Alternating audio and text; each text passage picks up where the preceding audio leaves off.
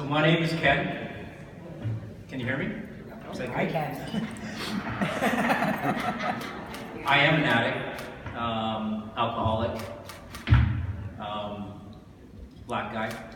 I don't know what's politically correct. And I say that because stigma for me was something from a very young age that I was used to. I grew up in Guelph. And in Guelph, back in, I guess, back in the 70s, ooh, look at that, there was, all they allowed was one black family per school. Because that's all there was, right? So when I was going to school, I was picked on because of my color a lot. And what I felt like back then was like, I wasn't quite like everyone else. I always felt there was something different about me. And that was kind of like I felt like I was less than. Not as good as other people. As I got older, I started getting into drugs. And I've used nearly every drug there is out there. And at first, I felt like I was part of. And then I began to feel the separation because the drugs took over. After a while, it wasn't my choice whether I used or not. After a while, it wasn't my choice whether I stopped or not. I just had to keep going. That was the only way I knew to live. And it came to a point where, and that happened early, I was like 15. I moved to Toronto and started living on the streets of Toronto. I lived on the streets here in Guelph, and there was no help back then. No shelters, no help, no guidance, no anything, right? So I moved to Toronto. And in Toronto, I did things like panhandle. I had people throw money at me. I had people spit at me. I had people call me names, right? And all that did was confirm my thoughts. My thoughts of me not being good enough, of me being less than, were confirmed. Throughout the years, I quit one drug, tried another drug, because I'll be a better person if I use that one and not this one. It all led me to the same place. It doesn't matter what I used. And at one point, I came back to Guelph and I'm walking downtown, looking in the shop windows, and I saw my reflection.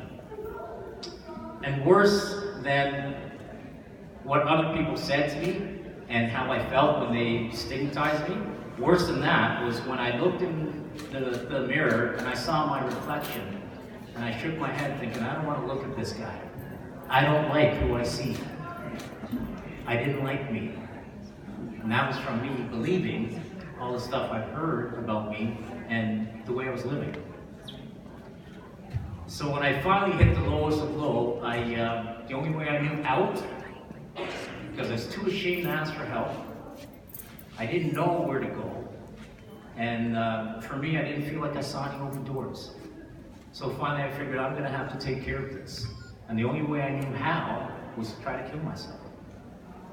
So I woke up in the hospital, the general here, and the first thing that I felt when I woke up was disappointment. I couldn't believe that I was alive. I couldn't even do that. And I looked at the bottom of my bed, and the doctor was walking by. And as he walked by, he shook his head. And quite honestly, I don't know what he was thinking.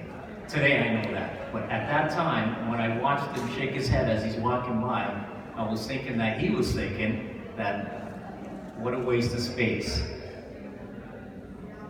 And I agreed with him.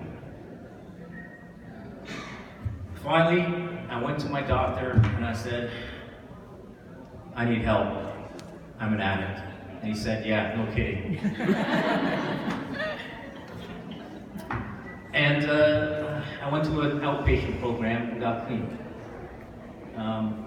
In that outpatient program, I met people that actually cared and showed it. And that was kind of alien to me. And one of the biggest messages I got from those people was that I'm okay. I'm likable.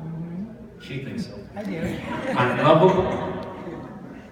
And I'm worth the space that I take up, which is something that I'd never felt before. So I got clean in 2004. I was 36 years old. It took me that long to believe that I could do something and be someone, right? So I'm 52 now. I know I look younger. I shaved this morning so they can't see the grays. I keep it so clean. So today I have a daughter that's in active addiction and suffers from mental illness. And I've taken her to the hospital. I tried to help her on her daily living routines. And you know, I've been that parent sitting in the hospital waiting to get some help from her and watching the doctors and nurses go by and shaking their heads. You know, I'm reliving it all over again with her. I'm seeing the people when I'm walking with her down the street cross the road to the other side, right? And look at her and wonder, and I can see in their eyes, what's wrong with her, right? And the only solution to this that I see is not like an organization doing it for us. The only solution that I see for this, like personally myself, is for us to do it. For us to start doing things like loving one another. Yeah. Pretty simple, right? Meeting people where they're at, which I've learned from Jen. Meeting people where they're at, showing some compassion, right? Giving them a hug, giving them a smile, giving them a handshake, you know? Let them know that the space they take up, you know, they're worthwhile. Take up that space, you know? Because I'm not sure if anyone could have made me stop sooner, or anyone could have taken the drugs away from me and made me better. I don't know. But what I do know is that if somebody would have given me a hug, given me a helping hand, a smile, showed me some love, told me that I'm worth something, then maybe I wouldn't have been to some of those places that I went to. Right? Yeah. Thank you guys for putting this on, and thanks for having me. And